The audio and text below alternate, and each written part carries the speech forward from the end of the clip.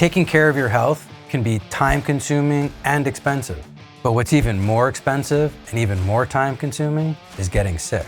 In this video, we're going to weigh the differences between taking the time and energy, effort, and resources to maintaining and improving your health starting at a young age versus waiting until you're sick and seeing how expensive, time-consuming, and detrimental to your quality of life getting sick actually is. I've been in practice for over 18 years. I've managed thousands and thousands of patients, not to mention all the work that we've done now, educating in not just the hyperbaric space, but the functional medicine space overall. One of the comments that many patients have said, or comments that I see in these videos that we make is, man, this stuff is really expensive.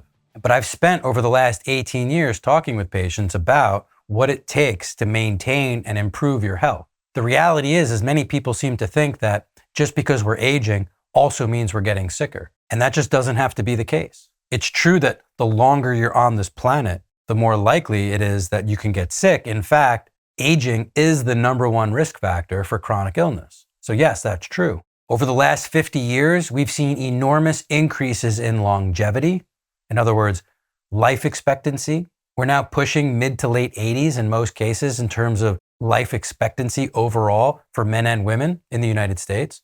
But quality of life index has been pegged at 65 and hasn't really budged. So there's this huge over 20-year gap from when quality of life starts to decline, but ultimately life expectancy is reached. And so for most of us, we have witnessed or we're experiencing currently that 20-year gap. And we're watching that decline in quality of life and we're thinking, I don't even know if I want to reach those older years if that's what it's going to be like. But the reality is it doesn't have to be that way. You can close that gap. Can we extend beyond mid-80s? Of course. I believe that most people will be seeing 90s, 100, 100 plus, even in spite of a majority of their behaviors. While most of us will reach long life expectancy, I would say that's almost a given outside of a trauma or an acute disease. The real question is, what will your quality of life be for the last 10 to 20 years of your life? And that's where we could have the biggest impact. There are a lot of strategies for managing that, but I will certainly tell you that the earlier you start, the less intense you need to be. So many people who are already sick and now they're looking for solutions to regain their health and then hopefully maintain their health and then improve their health, well, their actions need to be much more aggressive, let's say, than somebody that's 20 or 30 or 40 and hasn't yet been diagnosed with any specific disease. They may notice certain systems aren't functioning as well as they used to. They may not be sleeping as well as they used to. They may not have the energy or the vitality that they once did, but they haven't yet been diagnosed. That person, to turn their health around, could start earlier, and the intensity of their protocol, the time dedicated to their protocol, and the expense to that protocol would certainly be much less than the person who's now already years into some disease management and they're trying to turn that around. Health is one of those things that's very dynamic. It's constantly changing. And I believe wholeheartedly that if you're not actively pursuing a way to increase your health and you're passive with your health, then you will be passively losing your health as time goes on. And I believe that for most people who are seeing that decline in quality of life in their last 20 years have been very passive in their approach to their health for the majority of their life. So that being said, if you're going to be an active part in your health, you're going to be spending time, you're going to be exerting effort, and you're going to need to be spending money. The earlier you start that process, again, the less intense it's going to be and the less expensive it's going to be, at least in that moment. Certainly, you may say that if you started earlier in your 20s and 30s and you lived to 90 or 100, you've now spent 70 or 80 years of time, effort, and money on maintaining and improving your health. So the amount of money, let's say, or the amount of effort you've put in is enormous over 70 or 80 years. But your quality of life during all of those years, I'll bet you, would remain much higher, much longer in that scenario.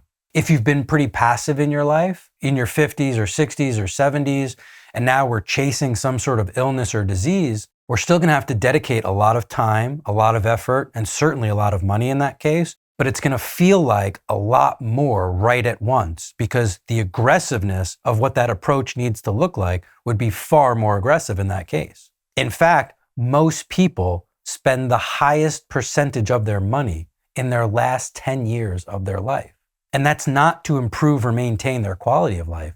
That's literally just to stay alive while they're fighting whatever illness or disease they've now been diagnosed with. So what I really believe it comes down to is that we are going to live long lives, and that's terrific. But what we really want is quality of life. And ultimately, there's no way to avoid dedicating time, putting in the effort, and spending money on the journey of your health. The only question is, are you going to be using small amounts strategically over many years, maintaining and improving your quality of life for decades to come? Or are you going to be passive with your health until you cross the imaginary line where health turns into disease, and then spend the last 20 years of your life chasing the illness, trying to stay alive, meanwhile losing your quality of life year after year? But in many cases, that's the decision that we get to make. I'm just trying to put perspective on it so that you understand there's no way to avoid the time, the energy, the effort, and the money. The only decision is, when are you going to allocate it? Are you going to allocate it now and get to enjoy the next 30 to 70 years of your life? Or are you going to wait and allocate it later, chasing the disease once you're diagnosed? I would say this: after decades of taking care of patients, I know what decision I've made.